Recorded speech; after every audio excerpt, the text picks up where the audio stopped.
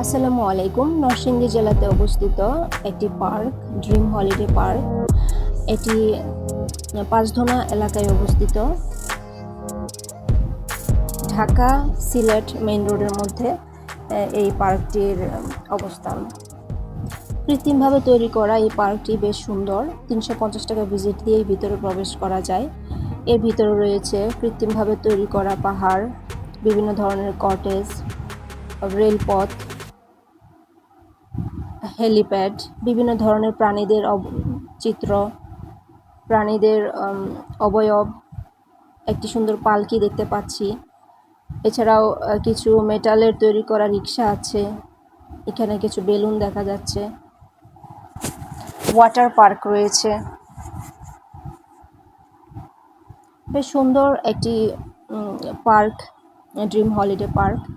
একদিনের ঘোরার জন্য এটি একটি ভালো স্পট হতে পারে। ঢাকা জেলাতে অথবা ঢাকা জেলার আশেপাশে যে কেউ এখানে একদিনের জন্য ঘুরতে যেতে পারেন।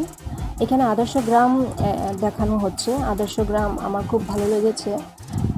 গ্রামের চিত্র ফুটে উঠেছে। জেলে, কৃষক, কৃষানি, তাদের চিত্র এখানে ফুটে উঠেছে। খুব সুন্দর আমার এই অংশটুকু লেগেছে। এখানে সরাসরি পায়ে হেঁটে দেখা যায় না, সাধারণত স্পিড বোটের মাধ্যমে এই চারপাশে পানি রয়েছে, ঘুরে দেখা যায়। এই পার্কটি দেখার জন্য ঢাকা থেকে বাসে যাতায়াত করা যায় অথবা ঢাকা থেকে ট্রেনে যাতায়াত করা যায়। বেশ কয়েকটি ট্রেন রয়েছে নরসিংদী যাওয়ার জন্য।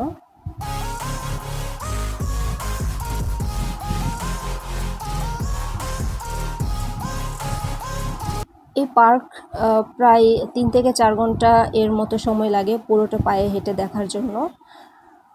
আপনারা যদি এখানে যান তাহলে পায়ে হেঁটে যেতে হলে 3 থেকে 4 ঘন্টা হাঁটতে হবে। সাথে পানি এবং ছাতা সাথে রাখবেন, কিছু খাবার সাথে রাখবেন। এছাড়াও আপনারা চাইলে এখানে কিছু গাড়ি আছে ঘুরিয়ে দেখানোর জন্য, সেই গাড়িগুলোও ব্যবহার করতে পারেন। এখানে প্রাকৃতিক কিছু প্রাণী যেমন হরিণ, একটি অভয়ারণ্য তৈরি করা আছে।